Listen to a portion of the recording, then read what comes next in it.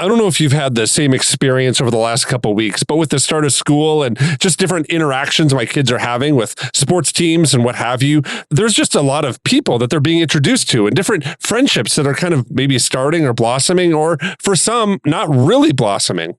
And for many people that care for young people, especially parents or people that work with kids in churches or different school settings, guiding kids in relationships can feel really like a heavy weight. Sometimes it can be an incredibly dark place because we just want these kids to develop friendships and mentorships and relationships, especially with people of their own age.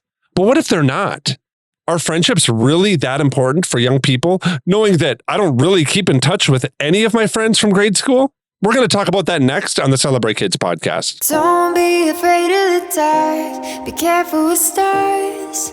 Not every light is gonna guide you, baby. Not every light is gonna guide you. So, Dr. Kathy, making friendships is one of the most important developmental tasks for teens and tweens. That's something that a neuroscientist professor at Leiden University in the Netherlands has said. They've kind of outlined this in a 2022 research paper on the power of friendship. This is something that the Washington Post kind of recently dug up and kind of unearthed and now is talking about even more, where they're pointing out that friendship is kind of a learned skill. And as some children kind of come to age, parents should really guide their kids to help them make good friends. Now, there are a lot of things that are kind of outlined in this Washington Post piece that gives kind of helpful tips for parents. Things like defining what a friendship is and helping kids notice the kids that are around them and what interests they might have and those kind of things before they kind of jump into having friendship. Now, I struggle with this a little bit because it sounds like an adult of 30-something years is now kind of looking back at kids and kind of reverse engineering how friendship can be made. And maybe I would say kind of trying to avoid some challenges or hurt or obstacles, which I think kind of help build us with resiliency and different things like that to kind of maybe build friendships with people that we might not normally have been friends with, right? What do you think about the idea of kind of telling kids to pause and consider their surroundings and do assessments before they start making friendships? I think this is a really important discussion because show me your friends and I will show you your future. We do become like the people we hang out with.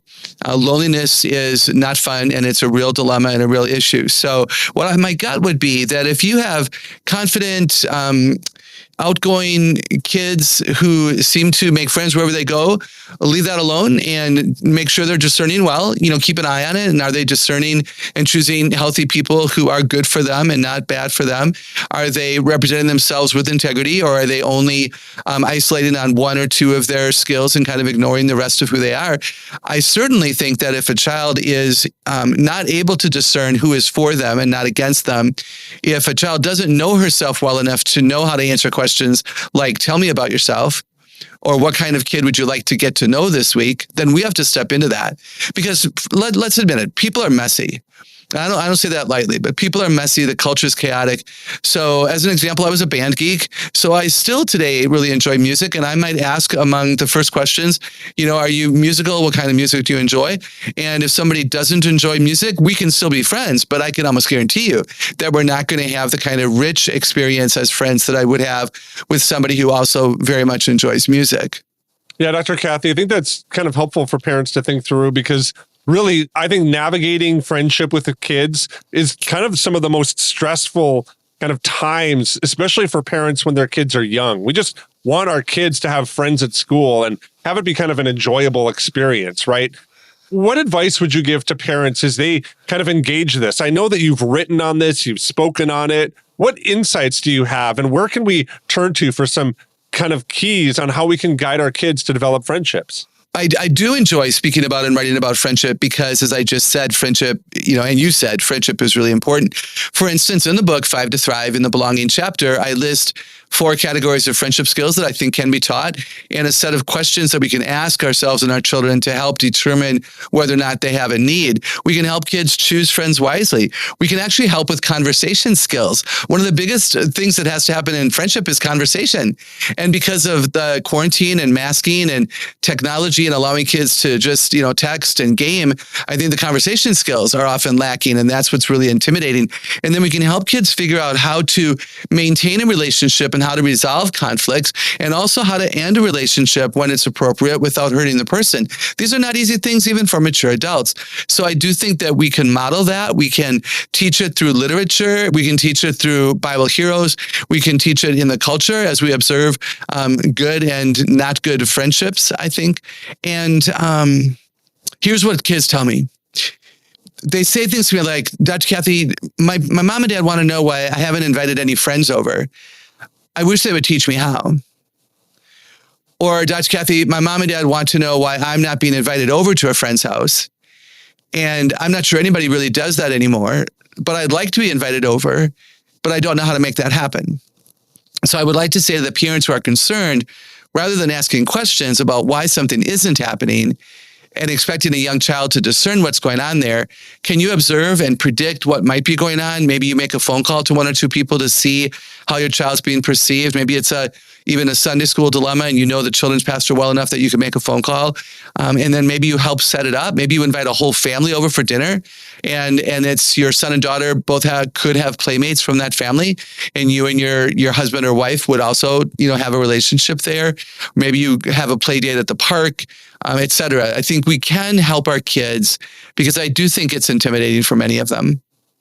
Yeah, Dr. Kathy, I think that is true. And, forgive my kind of being a dad in this moment, but sometimes when kids kind of experience this, I almost ask kind of that first question. Maybe I should have started out our conversation with this question. Really, I'm wondering, are friendships really kind of as big of a deal as this professor at Leiden University is kind of saying that it is? Do friendships really matter like to that degree in elementary school? I mean, as a dad, I'm kind of looking at this saying, you know what, in 18 years, you might know some of those people, but they're not going to be as important for you as an 18-year-old as they are now as a 5-year-old. So what does it do kind of for kids with kind of making friendships in this way? And is there something to maybe a dad kind of coming alongside and saying, oh man, I'm sorry that happened. Just rub some dirt on it and get up and kind of get going. I don't know. Is that right? Is that bad? What do you think about that a little bit? I love you. That's so great. There's absolutely a place for that. And then there's a place to not do that. And you're not stupid. You know when to do it and when not to do it. I think your point is really interesting. And you're exactly right that the children we make friends with in the elementary and even middle school years are not going to be longtime friends for the most part. And that's not the purpose of friendship back then. I think high school, college, first job, a little bit different. But I don't even have relationships with, college roommates. I'm sure some of our listeners do.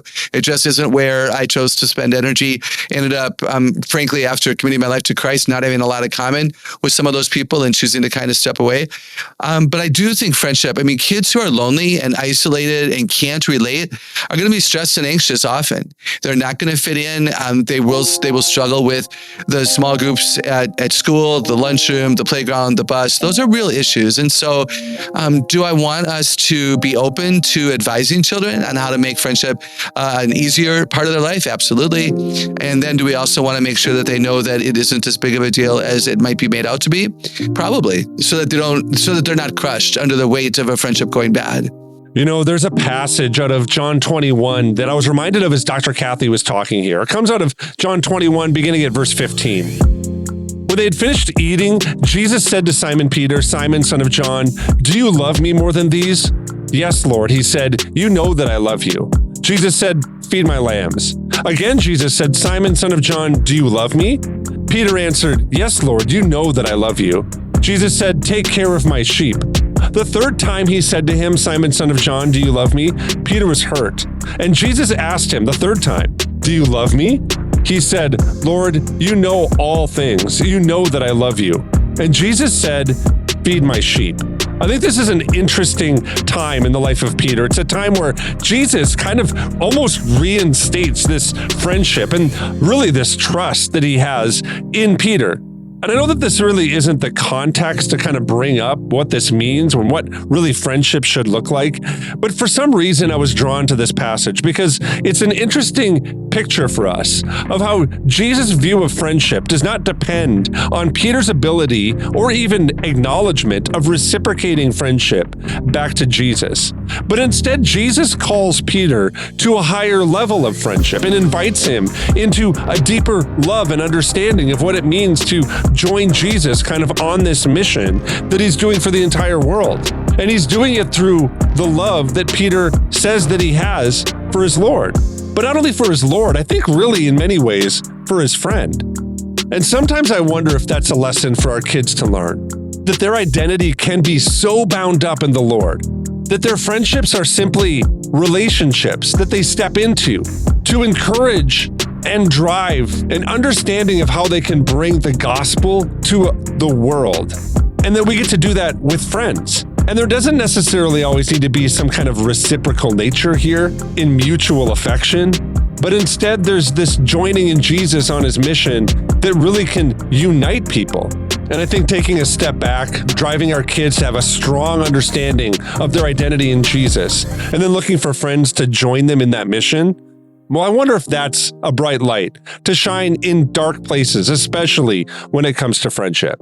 I want to thank you for listening to the Celebrate Kids podcast in our daily segment, Facing the Dark. On behalf of Dr. Kathy Cook, my name is Wayne Stender, and I'm looking forward to spending this week with you here. And we're looking forward to seeing you here again tomorrow.